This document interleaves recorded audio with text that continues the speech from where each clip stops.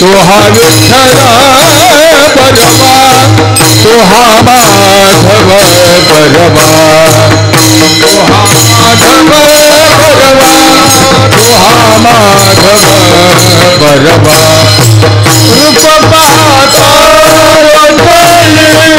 सुख जाए ओ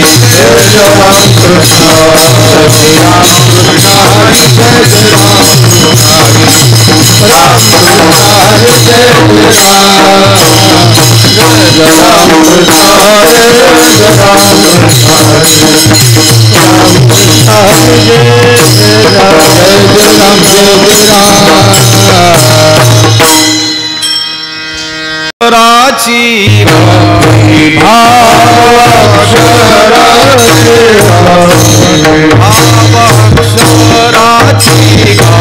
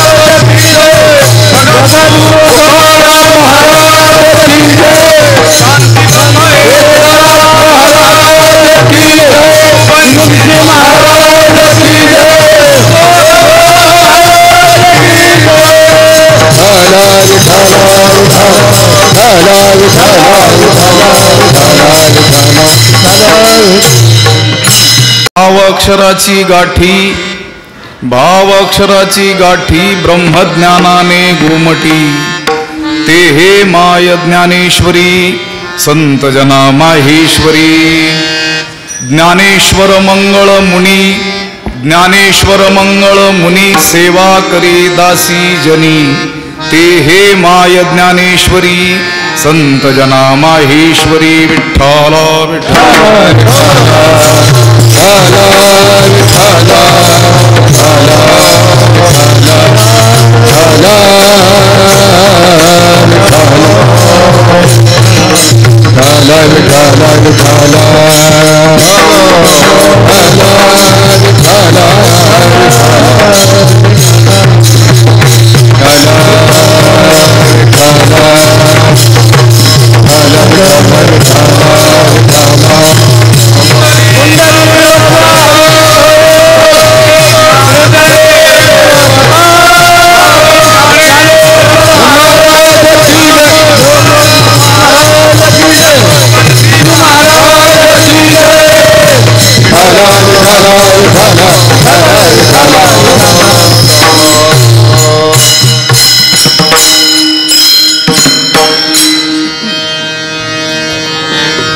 श्रीकांतं कमलावरं वररुचिं श्रेष्ठं रमावल्लभं मोक्तारं कलिपङ्कमग्नजनतावृन्दस्य भक्तप्रियं गोगोपीगणवेष्टितं मधुरया वाण्यास्तुतं सज्जनैः तं भीमातटवासिनं प्रभुवरं श्रीपाण्डुरङ्गं भजी पाण्डुरङ्गा करो प्रथम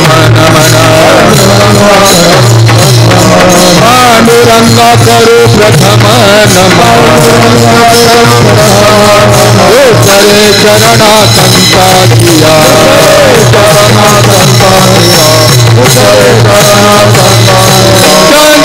पादाने कथि स्वामित्वारो पादाने कथि स्वामित्वारो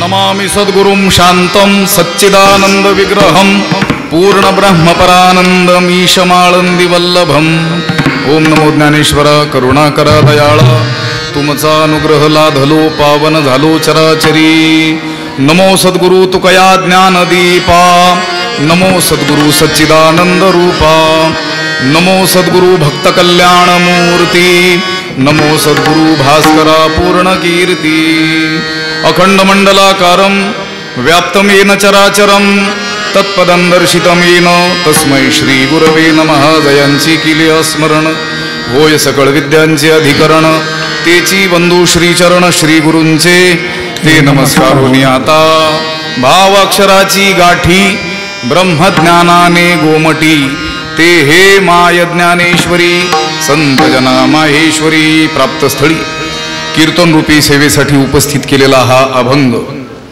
भक्तश्रेष्ठ नामदेवरायांच्या दासी असलेल्या संत श्री जनाबाई महाराज यांचा 3 चरणांचा असून या अभंगद्वारे जनाबाईंनी ज्ञानेश्वरीचं यथार्थ वर्णन अगदी सूत्रमय भाषेत करण्याबरोबरच ज्ञानेश्वरीचे कर्ते असलेले ज्ञानोबाराय त्यांचंही वर्णन केलेलं आहे. विठ्ठला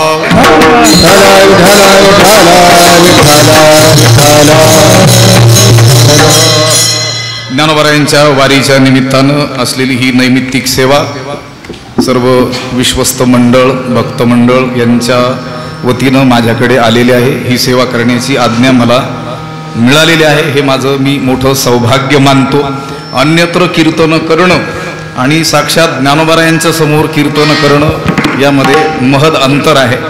एकदा आळंदीला माऊलींच्या समाधी समोर कीर्तन करण्याचा एकदा योग आला होता आणि सहजच कीर्तन झाल्यानंतर बोलता बोलता मी बोलून गेलो. कीर्तन झाल्यानंतर विनामंडपात जे पहारेकरी असतात जुने ज्येष्ठ वारकरी मंडळी मी म्हटलो अन्यत्र हजारभर कीर्तन करणं आणि ज्ञानोबारायांच्या समोर एक कीर्तन करणं बरोबरीच आहे. त्यावेळेस त्या ज्येष्ठ वारकऱ्यानं त्या नामधारकानं मला थांबवलं आणि म्हटले महाराज तुमचं चुकलं. आयुष्यभर कीर्तन करणं आणि ज्ञानोबारायांच्या मंदिरात एक कीर्तन करणं बरोबरीच आहे.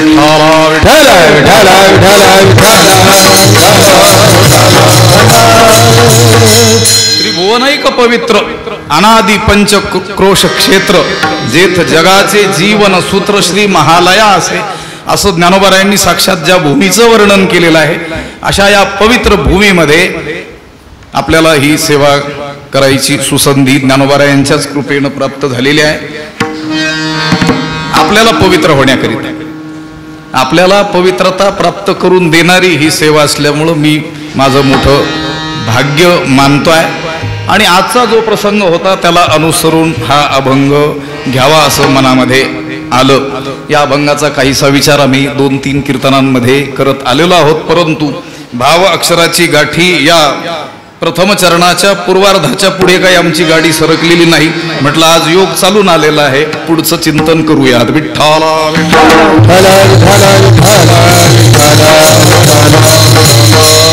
आज सकाळी आपण पाहिलं मोठा महोत्सव या ठिकाणी साजरा झाला. लिखित ज्ञानेश्वरीच्या ज्या प्रती होत्या त्यांचं पूजन या ठिकाणी पूजनीय गुरुवर्य भास्करगिरीजी महाराज असतील, पूजनीय उद्धव महाराज असतील, अनेक साधू संत मंडळी असतील, पूजनीय आमच्या मातोश्री मीराबाई असतील, त्यांच्या हस्ते पूजन या ठिकाणी झालं. हा मोठा महान असा उपक्रम संस्थानानं राबवला.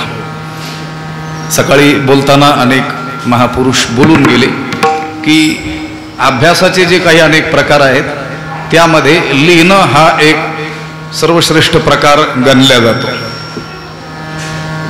एक साहित्यातलं वचन मी तुम्हाला त्याबद्दल सांगतो की आपल्या बुद्धीचा विकास व्हायचा असेल तर काय केलं पाहिजे. तर त्यांनी असं वर्णन केलं, यः पठती लिखती पश्यती परिपृच्छती पंडितान उपाश्रयती तस्य दिवाकर किरणैर नलिनी दलमिव विकासते बुद्धी ही. विठ्ठला सूर्य विकासिनी कमळ ज्याप्रमाणे सूर्याचा उदय झाल्यानंतर विकसित होतं त्याप्रमाणे जर आपल्या बुद्धीचा विकास व्हावा असं आपल्याला वाटत असेल तर ज्या गोष्टीचा अभ्यास आपल्याला करायचा त्या गोष्टीबद्दल आपल्याला यामध्ये सांगितलेल्या ज्या काही महत्वाच्या गोष्टी आहेत त्याचा विचार केला पाहिजे. यः पठती जो वाचतो, यः लिखती जो लिहितो, यः पश्यती जो पाहतो, परिपृच्छती कुणाला तरी विचारतो आणि पंडितान उपाश्रयती ज्ञानी लोकांचा आश्रय करतो. असा जो कोणी असेल त्याची बुद्धी त्या सूर्यविकसिनी कमळाप्रमाणे उदयाला आल्यानंतर ज्याप्रमाणे ते कमळ विकसित होतं त्याप्रमाणे त्याच्या बुद्धीचा विकास होतो. विठ्ठला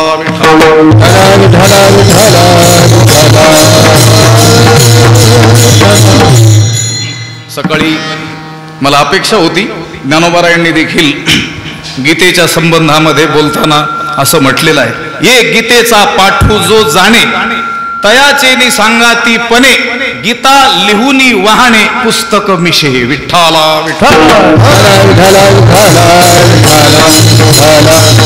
भगवद्गीतेचं वर्णन करताना ज्ञानोबारायांनी म्हटलेलं आहे, या गीतेचा शुद्ध पाठ जो जाणतो त्याच्या संगतीमध्ये राहून जो काय करतो, गीता लिहितो आणि ती लिहिलेली गीता पुस्तक रूपाने वाहतो म्हणजे देवाला समर्पित करतो असं नाही, वाहतो म्हणजे आपल्या सोबत बाळगतो. लक्षात आलं? असं वर्णन त्या ठिकाणी गीतेच्या संबंधात केलेलं आहे. गीता म्हणा काय किंवा ज्ञानेश्वरी म्हणा काय एकच गोष्ट झाली. विठ्ठला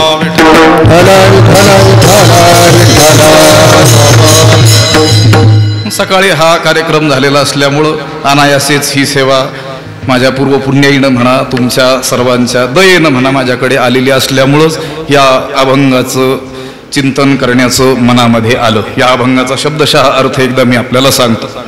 जनाबाई म्हणतात, ज्ञानेश्वरी कशी आहे.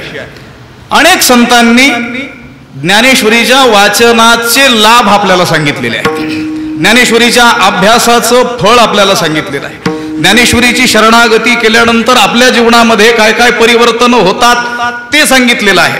पण ज्ञानेश्वरी म्हणजे नेमकं काय हे फक्त जनाबाईंनी या अभंगामध्ये सांगितलेलं आहे. ज्ञानेश्वरी म्हणजे काय थोडक्यात अगदी सूत्रमय भाषेमध्ये, ज्याला ग्रंथांचे प्रकार सांगितलेले आहेत शास्त्रामध्ये 10 प्रकार सांगितलेले आहेत साहित्यिकांनी. सूत्र, भाष्य, वार्तिक हे प्रकार तर प्रसिद्धच आहेत. त्यातली त्यात टीका ग्रंथ, तर टीका केली ज्ञानेश्वरी, ज्ञानेश्वरीला टीका देखील काय म्हटलं जातं. हे जे अनेक प्रकार आहेत त्यातील प्राचीन काळामध्ये जे ग्रंथ लिहिले जायचे ते सूत्रमय भाषेमध्ये लिहिले जायचे. त्या सूत्राचं व्याख्यान करताना जाणकारांनी असं केलेलं आहे, अल्पाक्षरम असंदिग्धम सारवद विश्वतो मुखम अस्तोभमनवद्यैंच सूत्रम सूत्रविदो विदुहु. आता यातील सगळ्या पदांचं विवेचन आपल्याला काही करायचं नाही, आपल्याला अभंगाकडे जायचंय. अल्पाक्षरम अक्षर थोडीशी परंतु विश्वतो मुखम गीतार्थेसी विश्वभरू. विठ्ठला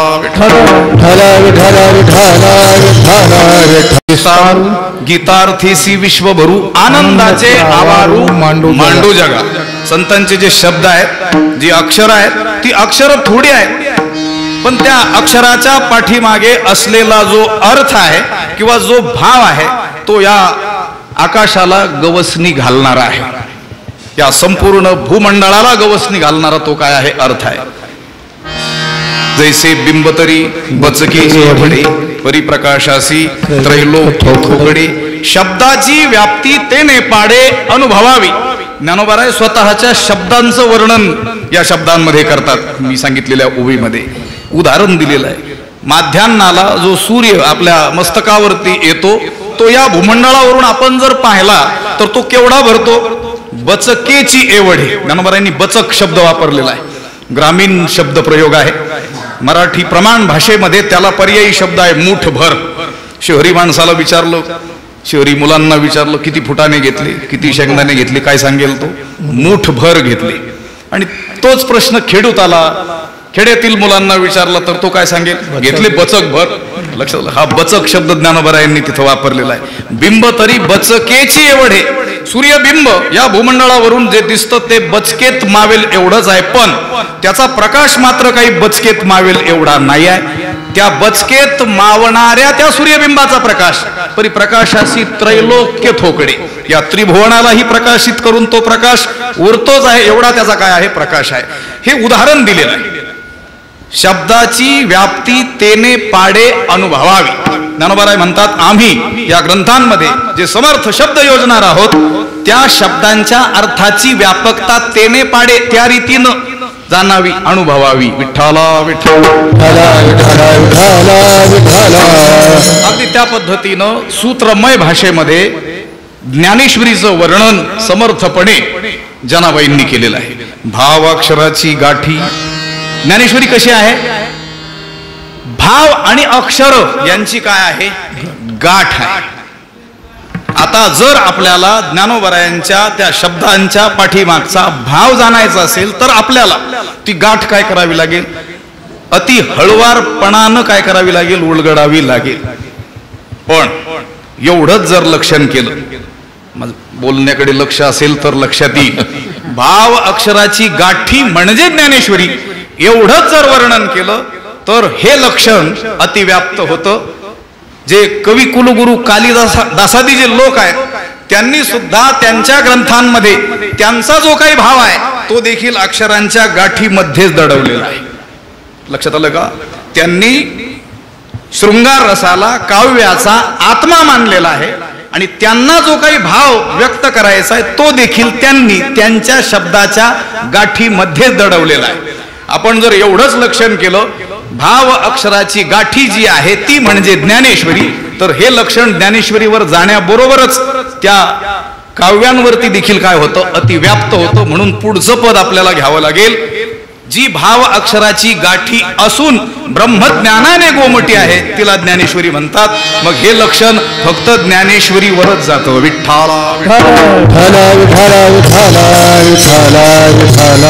कारण काव्यादी जे ग्रंथ आहेत त्यांनी त्यांचा भाव त्या अक्षराच्या गाठीमध्ये दडवलेला असला ही गोष्ट खरी असली तरी त्यांचे ग्रंथ ब्रह्मज्ञानाने गोमटे नाहीत, उलट ब्रह्मज्ञानापासून दूर नेणारे आहेत. विठ्ठला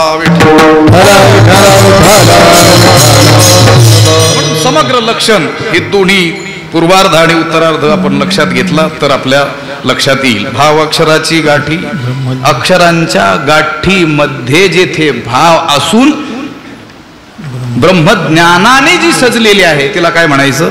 ज्ञानेश्वरी. सहजच प्रश्न निर्माण होईल की जर हा ग्रंथ एवढा गहन असेल, भाव अक्षराची गाठी, तो भाव जाणण्याकरिता त्या अक्षरांच्या गाठी आम्हाला अलगदपणे उलगडाव्या लागत असतील, तो ग्रंथ ब्रह्मज्ञानाने सजलेला असेल तर मग आम्हा सामान्यांना तो कळावा कसा? जनाबाई म्हणतात चिंता करण्याचं कारण नाही. ही ज्ञानेश्वरी कोण आहे? ज्ञानेश्वर महाराज जशी आई आहेत तसा त्यांचा हा ग्रंथ देखील कोण आहे? आईच आहे. आईला समजून घेण्याकरिता त्या बालकाला उच्च विद्या विभूषित असणं अपेक्षित नाही. ते बालक अजान असलं, अडाणी असलं तरी देखील आपल्या आईला ते जाणू शकतं. फक्त त्याच्यामध्ये बाल भाव असावा. लक्षात. तशी तर ही ज्ञानेश्वरी भल्या भल्या पंडितांना देखील त्यांचे डोके चक्रावून सोडणारी आहे. पण जर तिला बालभावानं शरण गेलं तर ती आईप्रमाणे आहे. ते हे माय ज्ञानेश्वरी जनाबाई म्हणतात. ही ज्ञानेश्वरी कोण आहे? आई आहे. आणि संतजन जे आहेत, ज्ञानीजन जे आहेत त्यांच्यासाठी ही साक्षात माहेश्वरी आहे. महेश्वरात आगतानी माहेश्वरानी. सर बसलेले आहेत पुढे. व्याकरणाची जी पाणिनींची जी सूत्र आहेत त्याला आधारभूत असलेले जे माहेश्वर सूत्र आपण म्हणतो, आय उंड्रुल रुके ओंग आय ओ छायावर रटलन यमगणनम झभ हे घडदश जब घडदश खप चटत चटत कपै शशर हल. हे 14 सूत्र भगवान शंकराच्या ननाद ढक्काम नवपंचवारम 9 आणि 5 किती झाले 14. भगवान महादेवाने 14 वेळेस काय केलं, डमरू वाजवलं. तिकडं सनकादिक मुनी ब्रह्मज्ञानाच्या प्राप्तीसाठी तप करत होते आणि जंगलाच्या दुसऱ्या दिशेला पाणिनी महर्षी व्याकरणाच्या ज्ञानासाठी तप करत होते. भगवंत काय करत असतात, कामामध्ये कामात काम करत असतात. स्वतंत्र यांच्यासाठी जाणं त्यांच्यासाठी जाणं एवढे हेलपाटे मारणं परवडत नाही. म्हणून दोघांचं फळ एका वेळेस, दोघांचं तप ज्यावेळेस फळाला आलं त्यावेळेस भगवान महादेव प्रकट झाले आणि त्यांनी काय केलं, डमरू वाजवलं. किती वेळेस, 9 पंचवारम 9 आणि 5 14 वेळेस. तिकडं सनकादिक मुनी होते, त्यांना ब्रह्मज्ञान ऐकू गेलं आणि इकडं पाणिनी मुनी व्याकरणाच्या अपेक्षेने बसलेले होते, त्यांना हे आत्ता मगाशी उच्चारलेले माहेश्वर सूत्र ऐकू गेले. त्यांना माहेश्वर सूत्र का म्हटलं, महेश्वरात आगतानी, महेश्वरापासून आले म्हणून माहेश्वर. ही ज्ञानेश्वरी संतजनांसाठी, भक्तजनांसाठी, ज्ञानीजनांसाठी कोण आहे, साक्षात माहेश्वरी आहे. साक्षात विद्या ही शांकरी, ही शंकरापासून आलेली शांकरी विद्या आहे, महेश्वरापासून आलेली माहेश्वरी विद्या आहे. वेळ मिळाला तिथपर्यंत जर पोहोचलो तर बघूया. ना आदि गुरु शंकरा लागोणी शिष्य परंपरा, बोधाचा हा संसारा झाला जो आमुती, किंवा आदिनाथ गुरु सकळ सिद्धांचा विठ्ठला.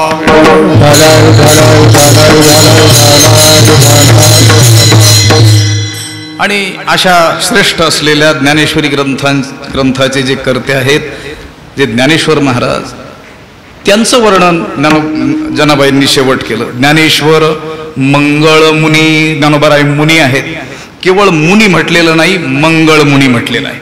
केवळ मुनी म्हटलं तर आपण सगळेच काय होत, मुनी या सदरात येऊ. कारण मननात जे मनन करतात, मननशिलात मुनी, ही ज्यांचा स्वभाव मनन करणं आहे त्यांना सगळ्यांना काय म्हणतात, मुनी. सांसारिक लोक देखील संसाराचा अहोरात्र मनन करतच आहेत, मग ते देखील काय ठरतील, मुनी ठरतील. पण मंगलमय परमात्म्याचं मनन नाही करत, अमंगळ असलेल्या संसाराचं ते काय करतात, मनन करतात. म्हणून ज्ञानोबारायांना जनाबाई म्हणतात. ज्ञानेश्वर महाराज कसे आहेत, ज्ञानेश्वर मंगळ मुनी, मांगल्याचं चिंतन करतात, विश्व मांगल्याचं सतत मनन करणारे ज्ञानोबाराय हे मंगळ मुनी आहेत. आणि त्या ज्ञानोबारायांप्रती जनाबाईंचा भाव आहे, सेवा करी दासी जनी, मी दासी आहे आणि त्यांची काय करते आहे, सेवा करते आहे, असा या अभंगाचा शब्दशः अर्थ आहे. विठ्ठल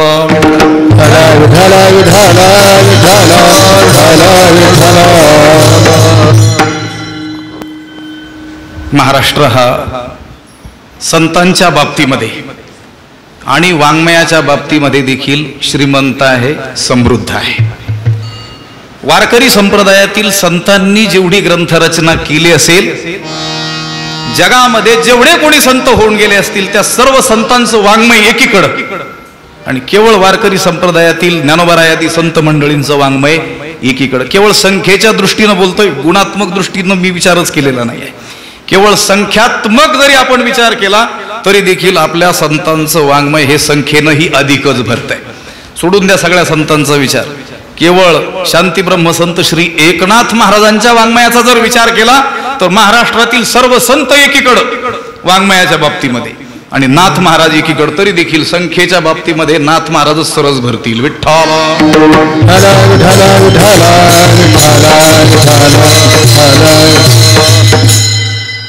आमचे श्री गुरु स्वामीजी सहज बोलताना काही जी वचनं बोलून जातात. जयाचे बिसाट शब्द सुखे म्हणू येती वेल. आता 8-10 दिवसापूर्वी म्हणा त्यांच्या मुखातून एक वचन गेलं होतं.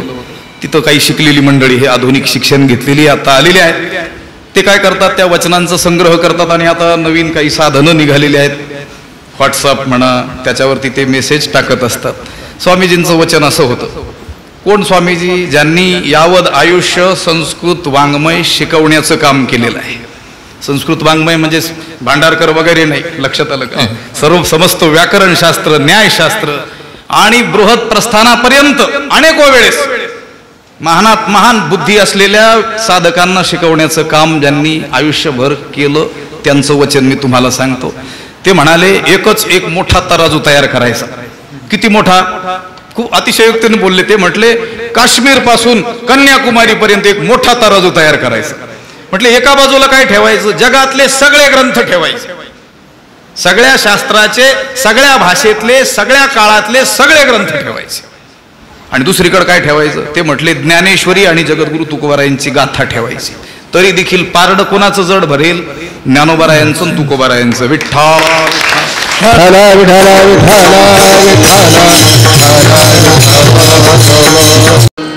या भूतलावरती देहरूपाने वावरत होते त्यावेळेस त्यांचा श्वासोच्छ्वास हा जीवाच्या कल्याणासाठीच होता. त्यांची प्रत्येक कृती ही जीवाच्या कल्याणासाठीच होती. पण लौकिक दृष्टीनं देहानं इथं नसताना सुद्धा या जगाच्या उद्धाराची कायमची सोय या ग्रंथांच्या रूपाने ते करून गेलेले आहेत. विठ्ठल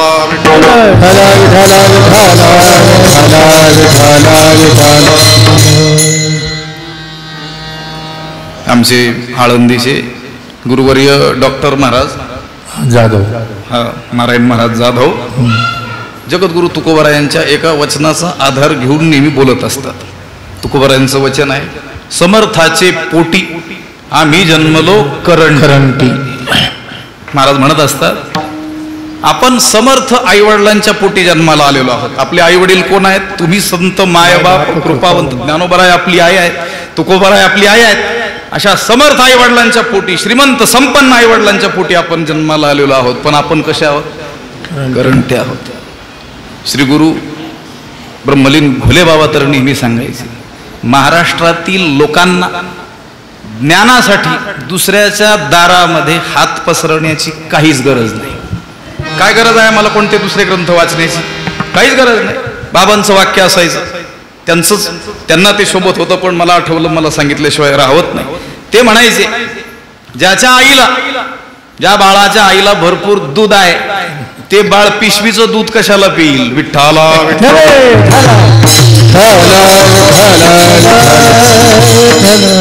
वाङ्मयाच्या बाबतीमध्ये आपण एवढे समृद्ध असताना ज्ञानेश्वरीच्या एका ओवीचीही बरोबरी अन्य लोकांचे संपूर्ण ग्रंथच्या ग्रंथ करू शकणार नाहीत.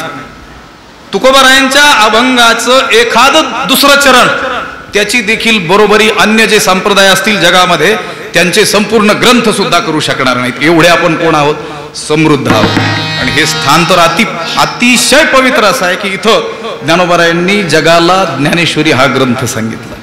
आता तुलना आपल्याला करायची नाही किंवा न्यूनाधिक्य काही दाखवायचं नाही, पण आमची बालपणापासूनची एक भावना, माझीच नाही तुम्हा सर्वांची सुद्धा तीच असण्याची दाट शक्यता आहे या स्थानाबद्दल. आळंदीला ज्ञानोबाराय आहेत, समाधी बैसला निर्वाण कथा कीर्तन करीतो, ही गोष्ट खरी आहे. पण ज्ञानोबारायांनी आळंदीला जो समाधी घेतला, लक्षात आलं का? स्त्रीलिंगी नाही आहे तो, आपण म्हणतो ती समाधी, तो पुल्लिंगी शब्द आहे, तो समाधी म्हणायचं असतं. लक्षात आलं का? तिथं काय केलं त्यांनी? आपला विचार केला. जगाला विन्मुक्ते झालेले आहेत, स्वतः डोळे लावून बसलेले आहेत. जगाच्या पुढून आता ते काय झालेले आहेत? समाधी अवस्थेत गेलेले आहेत. आणि या स्थानाचा विचार करा, इथं काय केलेलं आहे? इथं ज्ञानोबारायांनी स्वतःला जगासमोर प्रकट केलेलं आहे. विठ्ठला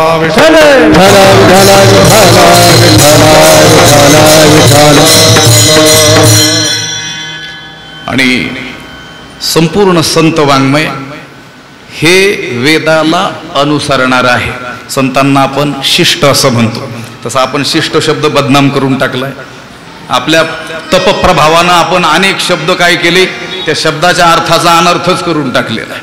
स्वामी विवेकानंदांनी एका व्याख्यानात असं म्हटलं की अत्यंत उच्च अनुभूतीचे द्योतक असलेले काही जे शब्द आहेत, समर्थ शब्द, ते आपल्या तुमच्या आमच्या ताब्यात सापडून काय झाले?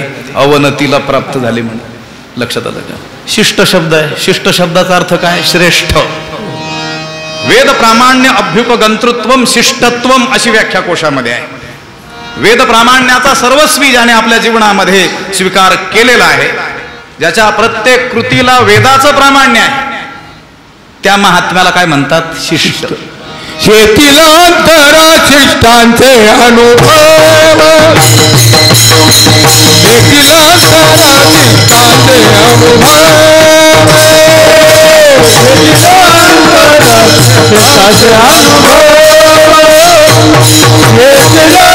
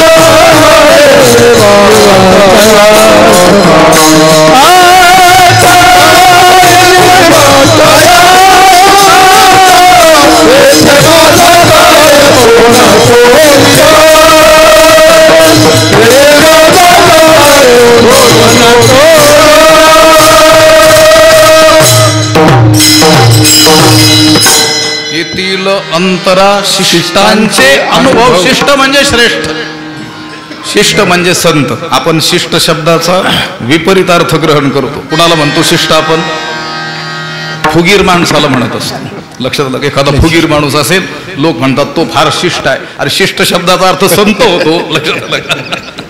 ते नेसविल्या विण न पाहे शिष्टू जैसा. विठ्ठल ना महावणी पापी उघडी केली विपाय. ते नेसविल्या विण न पाहे शिष्टू जैसा. शिष्ट म्हणजे श्रेष्ठ. आपले सर्व संत शिष्ट आहेत आणि त्यांच्या आचाराला शिष्टाचार शब्द आहे. शिष्टाचार शब्द आपण बरोबर अर्थानं ग्रहण करतो, पण त्यातील शिष्ट शब्द वेगळा काढला की त्याचा अर्थाचा अनर्थच करून टाकतो. लक्षात आलं? शिष्टाचार शब्दाचा अर्थ काय? श्रेष्ठांचा आचार.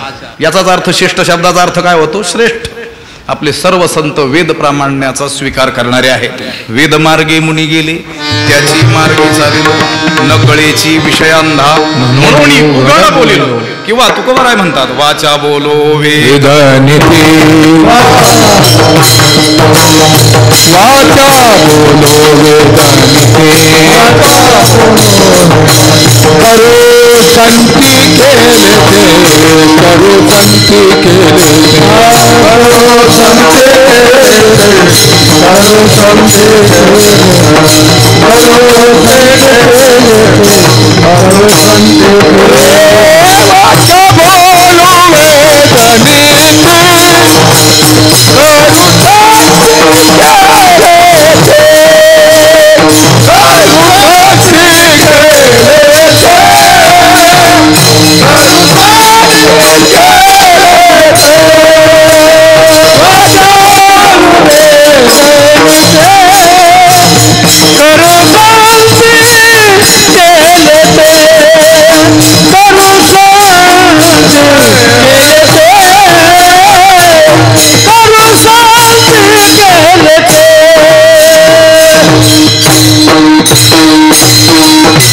वाचा बोलो वेद नीती करू संती केले ते. तुकोबाराय म्हणतात, आम्ही आमच्या मुखानं त्याच गोष्टींचा उच्चार करू ज्याचा उद्घोष वेदानं केलेला आहे. ज्या नीती धर्माचा उद्घोष वेदानं केलेला आहे त्याचाच पुनरुच्चार आम्ही बोली भाषेमध्ये सामान्य लोकांना कळेल त्या भाषेमध्ये करू. याचाच अर्थ काय? जे ज्ञान वेदात आहे तेच ज्ञान उलट पक्षी अधिक सुलभ रीतीनं संतांनी सांगितलेलं आहे. म्हणून तर आपण जगद्गुरु तुकोबारायांच्या गाथ्याला जुने लोक सांगतात, गुरुनाम गुरु श्री गुरु मामासाहेब म्हणायचे तुकोपनिषद किंवा पंचम वेद. वेदाचा ज्ञानकांडात्मक शिरोभाग असलेला जे उपनिषद आहेत. तुकाराम महाराजांच्या गाथ्याला ते काय म्हणायचे? तुकोपनिषद. म्हणजे हा साक्षात काय आहे? वेद. वेदाचा तो अर्थ आम्हासीच ठावा हिराणी वावा भारमाता. तुकोबाराय म्हणतात वेदाचा खरा अर्थ आम्हालाच ठाऊक आहे आणि वेदाचं तात्पर्य त्यांनी सांगितलेलं आहे. वेद अनंत बोलिला अर्थही तुलाची शोधिला विठोबासी शरण जावे निज निष्ठा नाम गावे. वेदाचं तात्पर्य नेमकं काय आहे ते तुकोबारायांनी अचूक रीतीनं सांगितलेलं आहे. सर्व संतांचं वाङ्मय म्हणजेच तो वेदच. श्री गुरु साखरे महाराज सांगत असतात, त्यांचं वाक्य मी सांगतो. तो वेद म्हणत असतो अभंगांना बघून, ज्ञानोबरायांच्या ओव्यांना बघून वेद म्हणत असतो, मी खरं तर हे असंच असायला हवं होतं, उगीच अवघड भाषेत राहिलो. लक्षात आलं का? ज्ञानोबरायांचीच माझ्यावर कृपा, तुकोबरायांचीच माझ्यावर कृपा की मला काय केलं, सार्वजनीन आणि सुलभ केलं. विठ्ठला विठ्ठल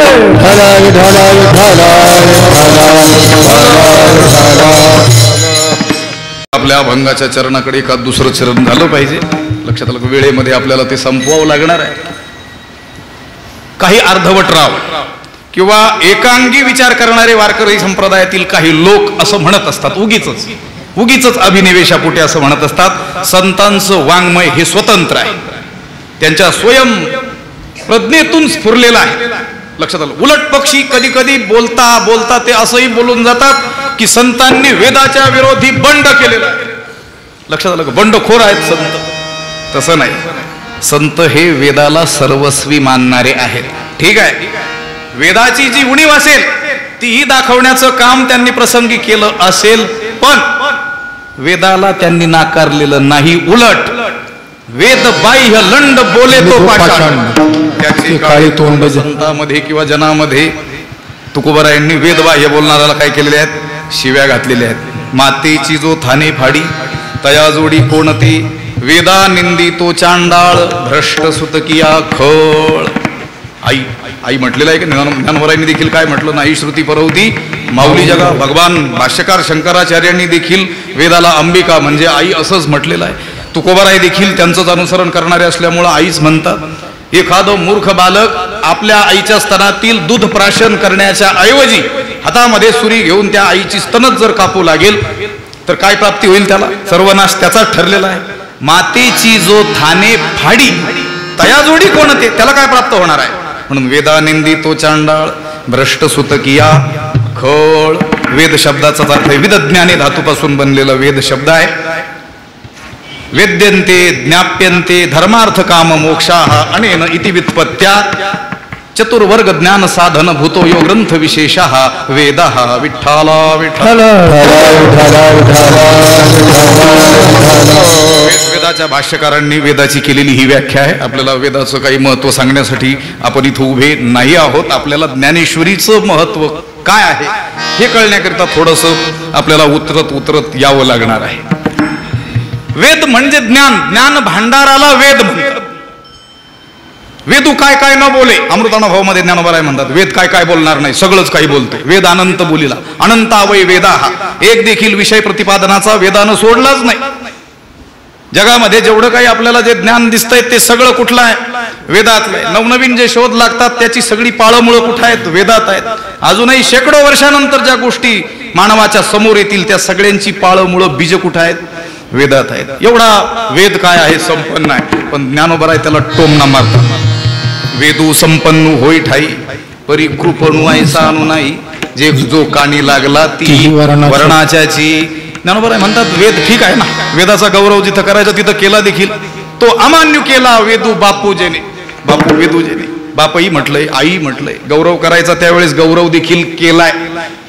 वेद हा ज्ञानाच्या बाबतीमध्ये अतिशय संपन्न आहे. वेदू संपन्न होय ठाई, वेद श्रीमंत आहे ज्ञानाच्या बाबतीत, गोष्ट खरी आहे. परिकृपणू ऐसा अनु नाही, पण याच्यासारखा कंजूस पाहिला नाही ज्ञानोबराय म्हणतात. बरोबर आहे, हे समीकरण जुळताना दिसतं बहुतेक ठिकाणी. बरं का, बहुतेक म्हटलो, अपवादाला काही जागा असतात. लक्षात आलं का? बहुतेक असं आढळतं संपन्नता आणि कृपणता एकत्र नांदते. माझं बोलणं लक्षात येतंय का? बहुतेक संपन्न माणसं कशी असतात, कृपण. बहुतेक म्हटलंय बरं, नाही तर जे जे संपत्ती आणि दया तेही आहे. लक्षात आलं, पण ते थोडंसं आहे. मनुष्यानाम सहस्रेषु, एखाद्या ठिकाणी ते दिसतं दुर्मिळ. लक्षात आलं का? बहुतेक असं आढळतं संपन्न असलेली माणसं कृपण दिसतात. तसा वेद ज्ञानाच्या बाबतीमध्ये संपन्न आहे, पण कृपणू ऐसा अनु नाही. का? जो कानी लागला तीही वर्णाच्याची. तीनच वर्णांचा त्याने काय केला, विचार केला. तीनच वर्णांच्या उद्धाराची काळजी त्याने वाहिली. लक्षात आलं. तीनच त्रैवर्णिकांनाच त्यानं आपल्या दारामध्ये काय दिलं? स्थान दिलं. बोर्डच लिहिला, असं असं असेल तरच आत या. लक्षात आलं? एरा भवव्यथा ठेलिया स्त्री शूद्राधिका प्राणिया अनवसरू मांडोनिया राहिला आहे. तिथलीच पुढची ओवी आहे. मग अन्य जे लोक आहेत जे या त्रैवर्णिकात नाहीत, जे स्त्री शूद्राधिक आहेत, त्यांना काय ही भवव्यथा नाही का? संसार दुःखाने ते पिडलेले नाहीत का? पिडलेले आहेत. एरा भवव्यथा ठेलिया स्त्री शूद्राधिका प्राणिया. पण त्यांच्यासाठी मात्र उद्धाराची त्यांनी सुसंधी दिलेली नाही. अनवसरू मांडोनिया राहिला आहे, अवसर दिला नाही. पण नंतर त्या वेदालाच काय झालं? पश्चाताप आला. त्याला वाटलं आपल्याकडून फारच काय झाला, अन्याय झाला. आपण त्रैवर्णिकांचाच विचार केला, आपल्याकडून भेदभाव घडला.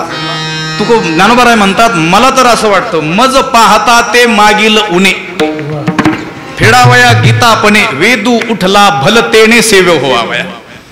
ज्ञानोबा म्हणतात, मला तर असं वाटतं त्या वेदालाच पश्चाताप झाला की आपण फक्त 3 वर्णांचाच विचार केला. स्त्री शूद्राधिकांना उद्धाराचा मार्ग दाखवलाच नाही, त्यांना उभंच केलं नाही दारामध्ये. ते जे उणपण आहे, तो जो कमीपणा आहे, तो फेडण्याकरिता, तो दूर करण्याकरिता मज पाहता ते मागील उणे फेडावया गीतापणे. गीता रूपान वेदू उठला भलतेने सेव्य व्हावया. आता स्त्री शूद्राधिक कुणाकडूनही आपलं सेवन केलं जावं यासाठी तो वेदच गीतेच्या रूपानं जगामध्ये प्रकट झाला. विठ्ठला पुढेही म्हटलेलं आहे ज्ञानोबारायण, या लागी मागिली कुटी भ्याला वेदू गीतेच्या पोटी रिगाला आता गोमटी कीर्ती पातला. अगोदर त्या वेदाला या जगामध्ये मोठी कीर्ती होतीच, पण गोमटी कीर्ती नव्हती. लक्षात तुका म्हणे जावे सत्कीर्तीने बरवे. कीर्तीचेही प्रकार असतात, प्रसिद्धीचेही काय असतात प्रकार असतात. काही सुप्रसिद्ध असतात, काही कुप्रसिद्ध असतात. लक्षात आलं का? तसं वेदाला पूर्वी कीर्ती होती, परंतु गोमटी कीर्ती त्याला नव्हती, कारण सगळ्यांचा विचार त्याने केलेला नव्हता. म्हणून या लागी मागिली कुटी, मागची जी उणीव आहे त्याला भिवून भ्याला वेदू गीतेच्या पोटी रिगाला आता गोमटी कीर्ती पातला. म्हणून वेदाची सुसेव्यता ते हे जाण श्री गीता श्रीकृष्णे पंडुसुता उपदेशिली. विठ्ठला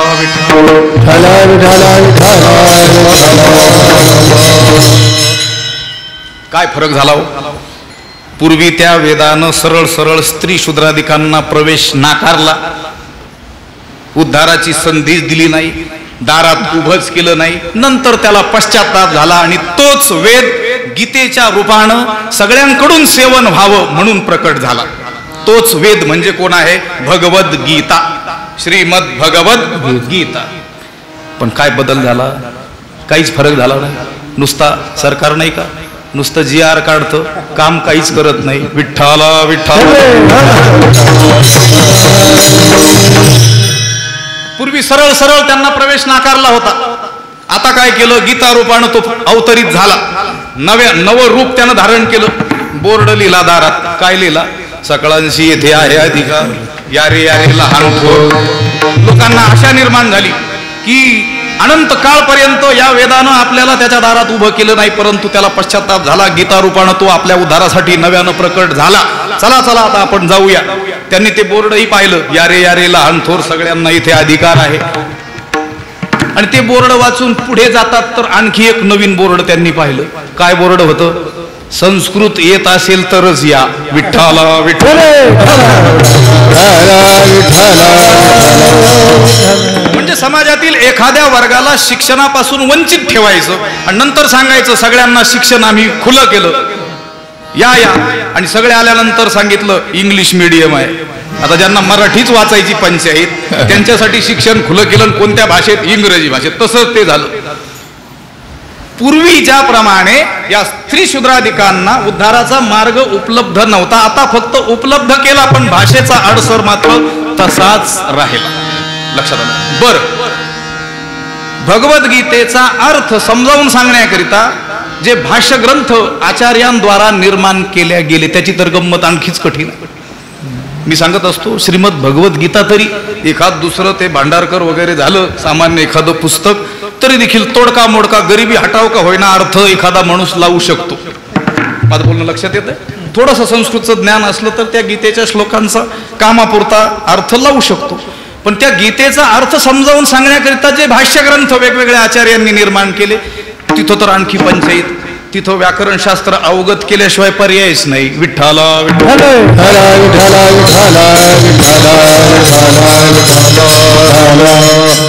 म्हणून तिरे संस्कृताची गहने तोडून मराठी या शब्द सोपाने रचिली धर्मनिधाने श्री निवृत्ती देवी. संस्कृताची गाठी उघडोनी ज्ञान ज्योती केली ते मराठी गीता देवी केली ते मराठी गीता देवी. संस्कृताची गाठी उघडोनी ज्ञान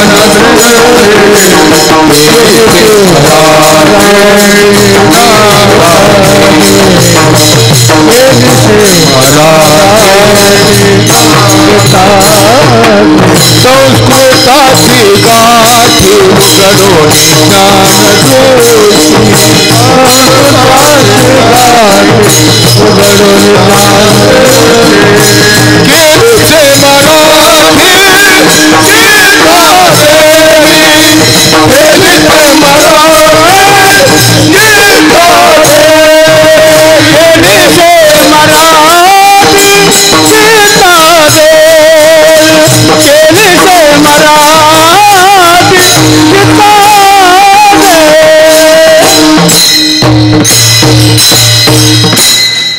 संस्कृताची गाठी उकलोणी ज्ञान दृष्टी केली से मराठी गीता देवी. संस्कृत भाषा जगासी कळेना म्हणून नारायणा दया आली. विठ्ठला